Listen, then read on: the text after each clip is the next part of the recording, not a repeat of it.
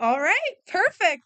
So, welcome back, everyone, to another Sunday episode of HerTake. I'm back again with my co-host Brielle. I'm here, guys. I'm here. I'm alive and well. Yes. I have been, I've been listening. I've been Giving here. her input from afar. I've been a little like ghost in the corner. Like you guys, maybe like if you had some like technical difficulties, like that was me just messing with you. Well, yes, and we're also joined with our three amazing guests who are going to introduce themselves. I'm Vantika. Hi, I'm Michaela. Hi, I'm Monica. All right, amazing. It's a little crowded, but I love to see it. And It's better it's this an way. all-women show. An all-women show, yes. I don't know. It's great. It's great to be back. This can be a good show. I'm if you're watching the stream, you can see that I'm enveloped in golden light. My family's watching this from Norris, so Parents Weekend, there we go. Shout out the parents. But we're gonna go ahead and start off with our first segment, something big and fun and new in the world of women's sports. We had Victoria's Secret X, our women's athletes. If you guys missed it, I don't really know why. We had Angel Reese and Suni Lee. That sounded targeted. Yeah, it is targeted because if you missed it, come on, it was posted on YouTube. It's the 21st century. Angel Reese, a forward for the Chicago Sky, and Suni Lee, an Olympic gold medalist in gymnastics, made history by becoming the first professional athletes to walk in the Victoria's Secret fashion show. They both hit the runway in New York on October 15th, and their participation marks a significant milestone in the intersection between sports and fashion. I was able to tune into this. I was in it for Quinn Blackwell, but it's okay. We can. Bro, Queen. Amazing. Yeah. But of course, I loved her little wings. They were so cute. People were hating, but it was because she was walking for Victoria's Secret and pink. It was cute. No, it was adorable. Yes, but besides the point, going back into the female sports perspective, why do you think this milestone was so important for the representation of both sports and fashion? And then how do you think just seeing our athletes walk and be in this women's fashion world changed the perspective of them? Yeah, I think it definitely helps to break down the stereotypes we have about like someone who is feminine versus someone who is athletic, and showing that those two things can coexist at once. I mean, Angel Reese especially, like we've seen her like always has like her nails done, her lashes, even though she's like this super high performing athlete. And I think that's really important to be like represented, that you don't have to like pick one, you can do both, you could do all of it. Yeah, definitely. There are so many times in women's lives where they just try to find space in the sports area, and they're told that if they do something, they maybe become too masculine, or they shouldn't hang out that much with boys that do sports, because if then they will become just like one of the boys that do sports. But actually, being a female athlete is an athlete who is female. Therefore, we need to also accept that there are many girls who are also still really feminine and who enjoy that feminine part of them, and it should be really celebrated. And it's so fun to see that many girls that maybe were a little bit shy before about seeing this type of models in the big screens, now they can also get identified because they see girls like them that also enjoy sports to be also models and part of the Victoria's Secret fashion show. Yeah, kind of like echoing off those two. Like, I think this is a huge step within like it breaking down barriers between athleticism and beauty. Like Angel Reese and Suni Lee are showing that women can be athletes and glamorous at the same time, and like within fashion. And I think it shifts away from outdated stereotypes like that portray athletes as being too strong or like too muscular, and like it fits into traditional beauty standards or like spaces. Like their inclusion like celebrates diverse forms of like femininity, strength, and like confidence and individuality. So yeah, no, and like I again piggybacking off like everything that you guys said, like perfectly hit the nail on the head. And it's just like it's very interesting because of that, like so many like instances of, oh, if you're an athlete, like it's masculine, you know, and modeling is such like a feminine thing, I feel like, and especially for Victoria's Secret and Pink. And so like having that juxtaposition and being like also these athletes are so like these bodies are like crazy. Like Angel Reese is tall and muscular and slim, and like that's like in this world like a model body. Like I saw so many people complaining on TikTok about like, oh, they're athletes, like they're not trained like the models in the 2000s, and it's like this body is still like an unattainable body. Like if you're really that worried about like, oh, they should be like the most unattainable bodies on the runway, like this is like an athletic body. You have to train and like really work towards it. And so like that was just like annoying in general. But like I think it's cool to see these like women athletes like branching out and like getting these opportunities to walk the runway and like do more stuff other than just like, because it's also good for their brands and stuff too, and it gets more visibility out there. And I think especially with like Angel Reese too, like we've talked about her brand deals and stuff, but like just the amount of attention she's getting, I think is great. And I think it's great for the sports and for the athletes. Yeah, I feel like we kind of all hit all these points, but I also feel like there's a really, really big stigma that like women's athletes are these like tomboys, like hyper masculine, like entities. But instead, you can be top of the line. Like I would say Angel Reese is one of the best women's basketball players. I would say Suni Lee, Olympic gold medalist, like you get that by being the best. And I think the fact that they are the best in their respective sports, but they can also walk Victoria's Secret, like women, we're known for our duality. And I feel like this is the like epitome of that.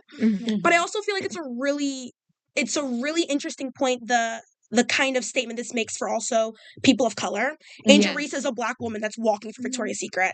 Suni Lee is an Asian American woman that's walking for Victoria's Secret as athletes, as the best in their fields. So what kind of impact do you think that makes? Yeah, I think that's really important, especially considering the context of the Victoria's Secret fashion show that for years and years has been criticized for being overwhelmingly white. And I think it's very important, not just for sports, but also for diversity in fashion, because modeling is a space where women of color are severely underrepresented. So I think it's also just important to see that kind of representation in that sphere. Yeah, also something that I saw being repeated in multiple platforms is how important it is for the models to also be role models. And right now, Reese and Sonny's participation really was that. Now girls cannot not only dream on being beautiful or walking the runway, but they also dream being able to do that while at the same time being top tier athletes. And I find that so beautiful as someone who has always tried to like look at these fashion shows and things like that, to know that these girls find runways as something important, but not only the only thing that they do. That's something really important. Kind of like going off with like those, so like kind of similar. Like I think Angel Reese like has like a like represented body diversity, and Suni like being like tall, athletic, and curvy, and like she's redefining a model what a model can look like. And Suni Lee's like inclusion of being culturally diverse, and as she's like one of the only few Asian American athletes to have this kind of mainstream fashion spotlight. And I think they're like both of them are like pushing towards like a more inclusive future where representation isn't like tokenized, but like it's normalized. All right. Let's go into our next segment. I think those are amazing points. Yeah. I feel like we all like kind of just hit it like on the head. Like there's not much to like really add, but I hope we see more women athletes on the runway. Yeah, I think this is more of an intersection that we need to see. Yeah, and I feel like I feel like it'll definitely happen. Yeah. Next up, we're going to be talking about the wonderful WNBA, because we can never not talk about the W. It was just announced that the 2026 All-Star Game is coming to the United Center. It was announced on Thursday by the league. The game itself will take place on July 25th, and the three-point contest and the skills contest, everything like that, that'll take place the night before, and that'll be at Wintrust, which is where the Sky play. This will be the second time the Windy City is hosting. Their first time they hosted in 2022. It is important to note that the first All-Star Game took place at Wintrust and not the United Center like it's supposed to. And so first I just want to I don't know, gauge what you guys are thinking. Like, are you excited for it to come? Are you guys gonna if you're in the area, do you want to try and go? Like, what do you think this means for Chicago, for the Sky even? Just what are your thoughts?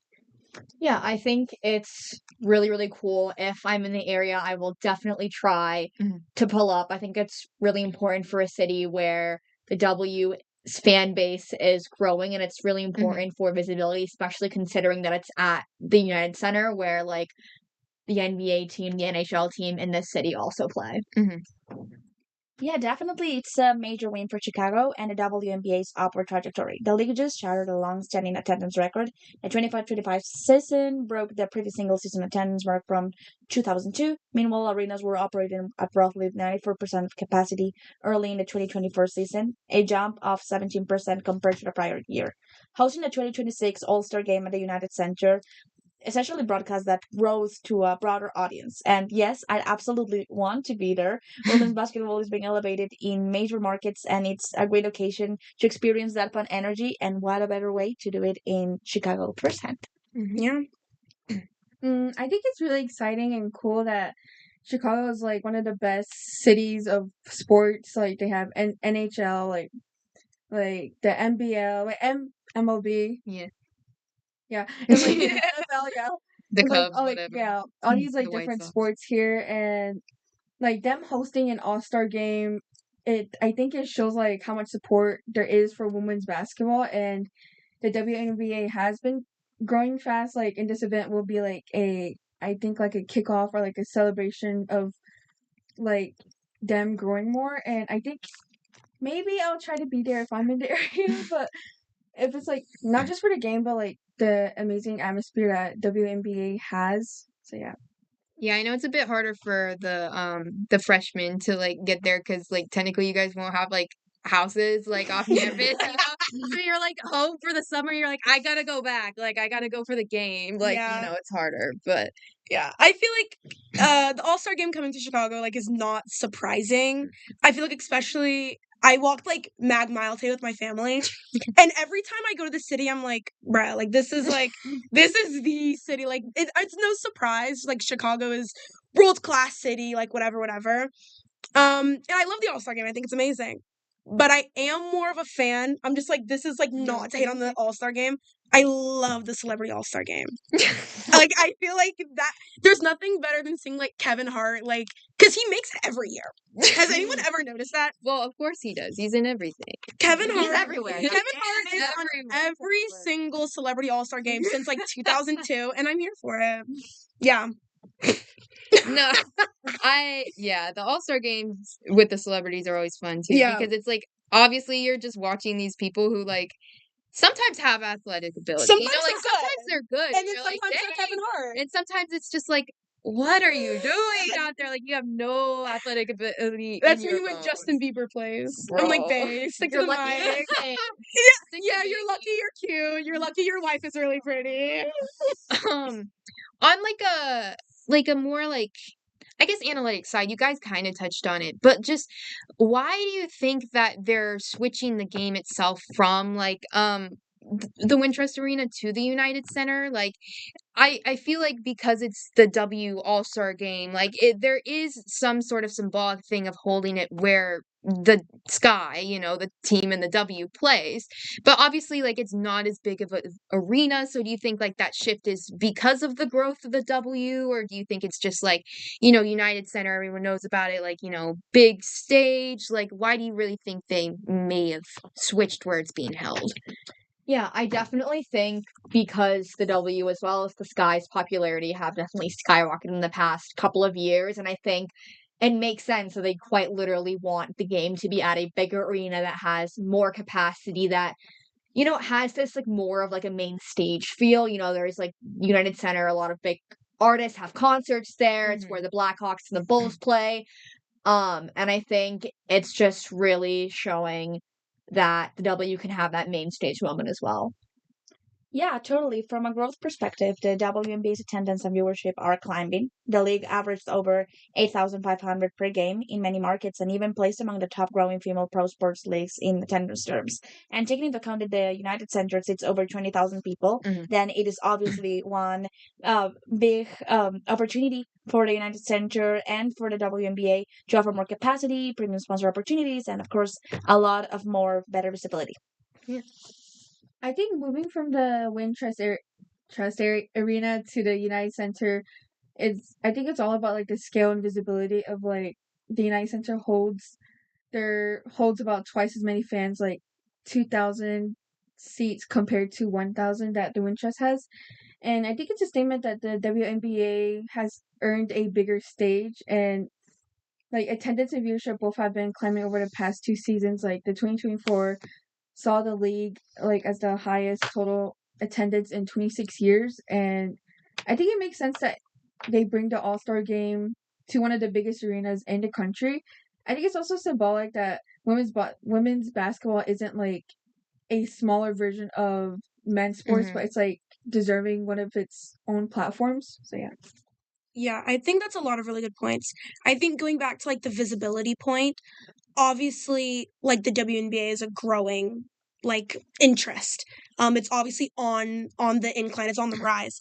But also I think the fact that the All-Star game is all of the best NBA players like current in this season coming together. I think the Chicago Sky playing at a smaller market, like yes, like that's it's upsetting, but I think this occurring in a bigger stadium is a really strategic play, where if we're ever going to try to increase our visibility and increase the people that see us, it's going to be at United, at this bigger place.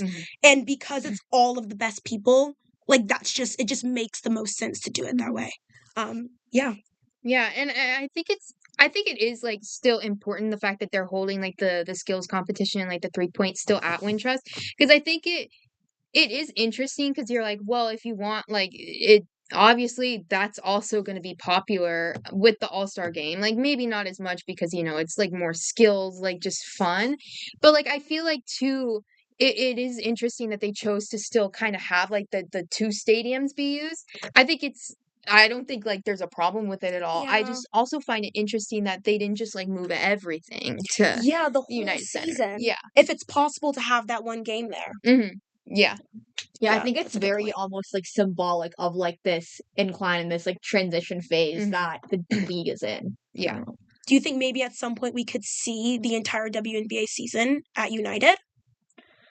I mean, it's possible. I don't know. They would be pretty packed in there with they would have like NHL, NBA. Yeah, I don't think the schedule would allow that. I'm not sure if the schedule would allow that. Kick the Bulls out. Yeah, the Blackhawks, the Hawks. They haven't won. Isn't everyone mad at the Bulls anyway because they just waived like one of their most favorite players or something? Because really, that's what one of my friends was telling me. He was like, yeah, like he was like okay, but he was like short and like an underdog, and everyone liked him, and so they waived him, and they're like everyone's mad or something. Yeah, like I've never heard of this guy, like bro. But yeah, I guess we could probably move on to our last segment, which I don't know, we kind of threw in as just like a little like fun thing. I don't know, like low key. We're talking about Caitlin Clark, and her golfing little trip that she's going on. So apparently she golfs, which I didn't know this. Cool. I mean, golf is such an interesting sport to me in general, and the fact that like a basketball player is golfing, I guess because I'm used to playing softball, like I was like banned from ever golfing because because like because of like the swing, because your swing is like your golf swing could like translate into your softball swing, and you don't want a golf swing. And so it's like sometimes we like go like talk about going to like Top Golf or something, and our coaches are like, "No, you're gonna ruin your swings before the game," like whatever. But anyways, so Caitlin Clark, she's going to the Anika Pro AM on for the 2025 LGBA Tour, following her season, kind of like riddled with injuries. Clark was there last year, apparently, which I didn't know. She said she had an amazing time, and she's thrilled to be going back. So I guess just kind of like in terms of in this perspective, in terms of Caitlin and basketball and golf, but even just like any other athletes you could think of, just like how does seeing these athletes who are so big in one sport kind of cross over into like another smaller sport, or just like one you didn't know they were even into? Like, how does this kind of change like the fandom culture around like sports in general, or even just like the cult like around a specific player? Because like obviously Clark has such a big following. Like, how do you see that like changing with these like crossover events with just like random sports? Yeah, I mean, I feel like golf is a sport that's like low-key surprisingly popular with a lot of like professional athletes as like something they do during like the off season. I think because it's seen as like low impact, low pressure. You're like, maybe if not if you play softball or baseball. Well, yeah. But Besides. besides that. But I don't know. I think it's just like really interesting that she's during like injury, she's like choosing to like be in the public eye by participating in like this other sport. Yeah. And I think that's like a very like strategic move on her part as opposed to just resting. Yeah. I mean, you cannot blame a girl for multitasking. There No. you go. Yes. There you go. That's a wrap. A girl can be really good in different sports, in Yes. different areas, such as we can see that Sunny can be good at modeling and doing gymnastics. Then Clark, we can see her also being good at golf, and I think that's amazing, and it really humanizes her, taking into account that she's not only a basketball player. Yeah. And also, I mean, golf fans, even though I do know that they are a little bit more niched into their own sport, maybe taking into account that she could have good results in this new tournament, then suddenly golf fans might tune into the WNBA when she recovers. Yeah. So, yes, just like let's try to hype her up. Yes. Follow her, just be Never proud of bring her. it down. There you go. Yeah.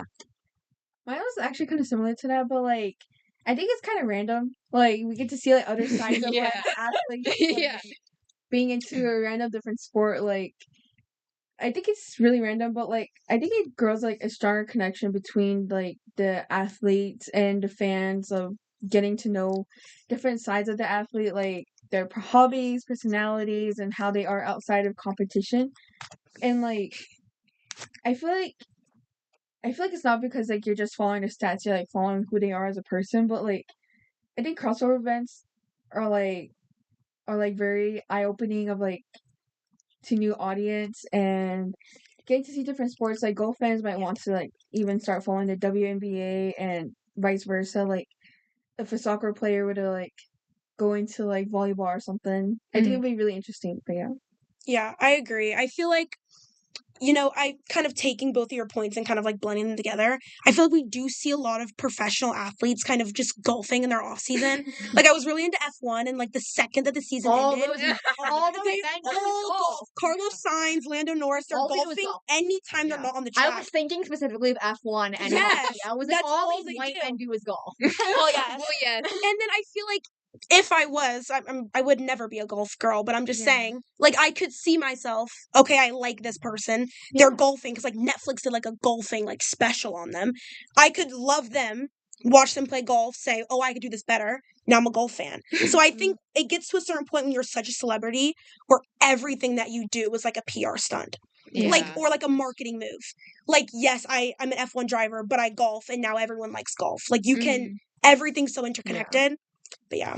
And I think too, like, it is interesting just like you guys were saying, just like learning those different sides of these athletes, and like realizing that they aren't just this sport that you're like surrounding them with. Like I love when all of a sudden you're just like listening to like an athlete talk, and they're like, yeah, I'm really into like botany, and you're like, where did that come from? Yeah. Like, it just humanizes them, and it very much is like, I think, like, definitely deep down maybe is a PR thing, but also it's just them being themselves, and then you Yeah. can connect to that person, and then like it's like, yeah, you know, like I really love this athlete because they also love alligators, Yeah, you know, and it's like, that's my and then thing, you yeah. create that like bond, and then you follow that athlete, and then you know, keep like doing whatever. And so Yeah. I mean, if actors can also do their own things, for example, Mhm. Tom Holland organized a tennis tournament. Yeah. Yes. And, Why like, they cannot just start doing golf too? yeah. It's totally valid.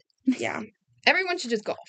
Everyone should just golf. Yeah. Every celebrity should have their own thing so that everyone can love every sport. Yeah. Then maybe there wouldn't be such a disparity between men's and women's sports. Mm-hmm. That is a thought to leave Just on. throwing that off. Just throwing that out. Listen. Unfortunately, that is all the time we have this week.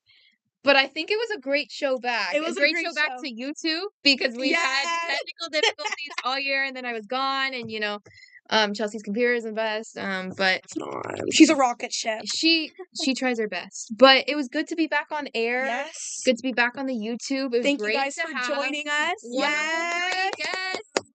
It was great. It was a great show back. I'm really happy for where HerTake is going Yes. for the rest of the quarter. Yes. And thank you for everyone that's listening and watching through Thank YouTube. you. That's As it. always, yeah, as always, we'll see you guys next week. Thank you.